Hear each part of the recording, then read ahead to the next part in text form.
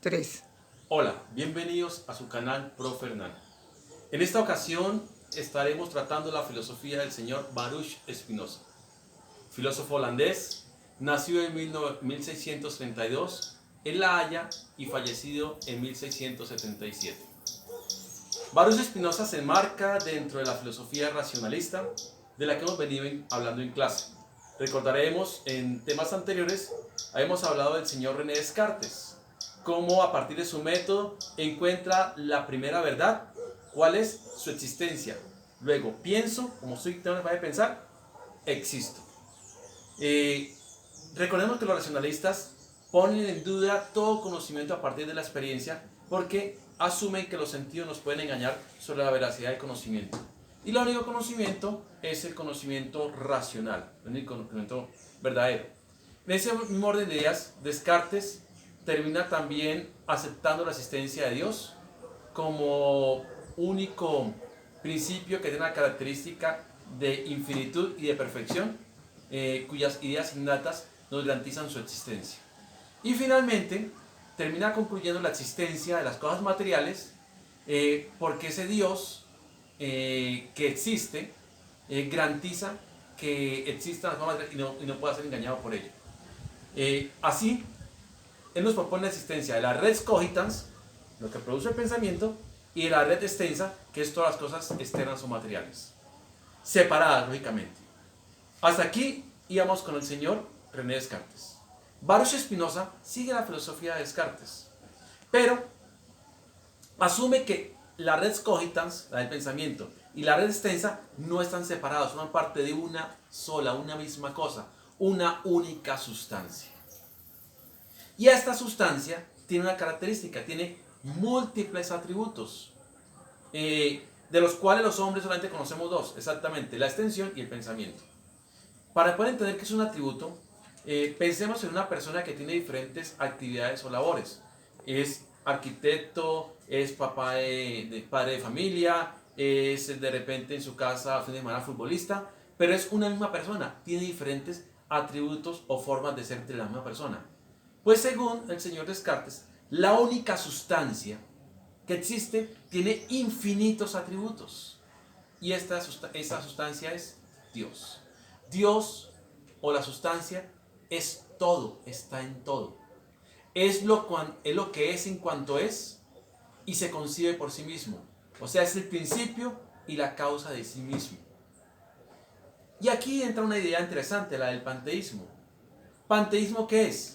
Es una sola cosa y al mismo tiempo está en todo. Todo es la misma sustancia, todo es Dios. Dios está en esta mesa, está en el árbol, está en usted, está en mí, absolutamente en todo. Esta forma de pensamiento del señor Spinoza le traerá muchos problemas con el estamento religioso de su época.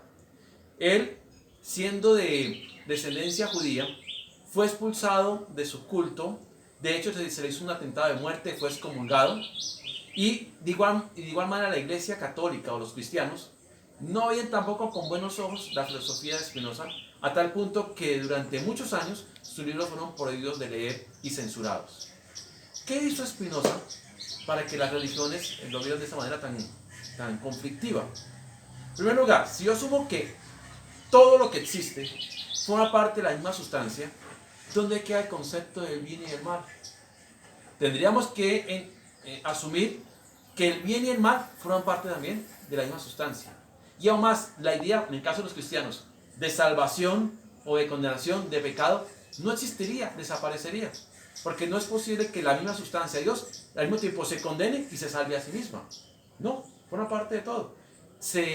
No se requeriría la idea de un hombre, un Mesías, un Cristo Salvador, porque no tendría sentido, porque todo está en Dios. Bien, continuemos. Esta sustancia tiene dos formas de presentársenos, que es la naturaleza.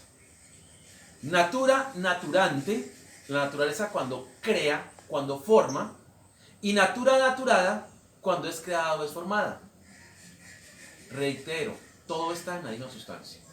Un ejemplo, para poder entender lo que es natura, naturante y natura, naturada.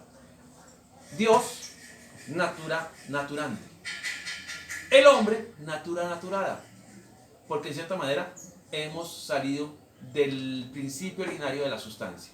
Pero en mí está la misma sustancia. Parecía un poco enredado el asunto, pero realmente no lo es. A esta filosofía se le llamará panteísta. Y el innatismo tiene que ver con un concepto. No hay trascendencia. En el cristianismo se habla de que el hombre busca una vida más allá de la muerte, una vida mucho mejor, trascender a un mayor nivel. Pero en la filosofía de Spinoza no podría haber trascendencia, porque si el ser es todo, ¿a dónde trasciende si él va a estar dentro de sí mismo, está dentro de su propia esencia? Entonces, eso se llama innatismo. Y panteísmo, todo es una sola cosa, y todo es la sustancia, y todo es un único Dios.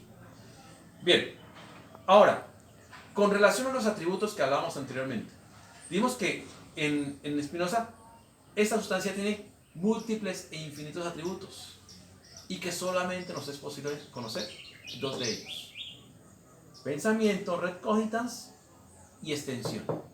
Hay muchos otros que el hombre no conoce, pero que pertenecen a esa misma sustancia que es Dios. Por último, ya toca algo sobre el concepto del bien y del mal. Para Spinoza, el hombre realmente no tiene libertad.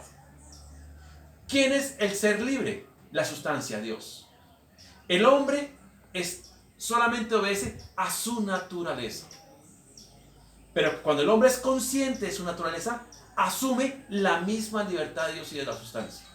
Mientras no es consciente, solamente seguirá lo que su naturaleza le rija.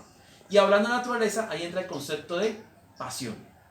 La pasión no vista como los deseos que impulsan al hombre a hacer algo malo, no, sino la pasión como aquella motivación, aquel deseo que hace que el hombre actúe. El hombre obedece a las pasiones propias de su naturaleza.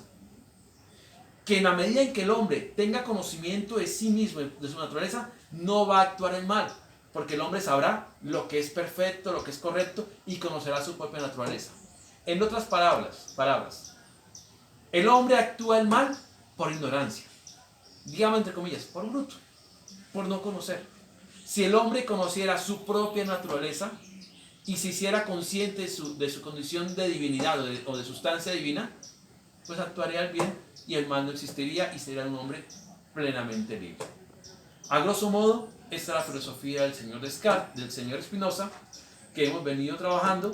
En la guía les quedan algunas preguntas para que resuelvan y alguna lectura complementaria para poder desarrollar dicho trabajo. Un abrazo muy grande para todos, feliz tarde.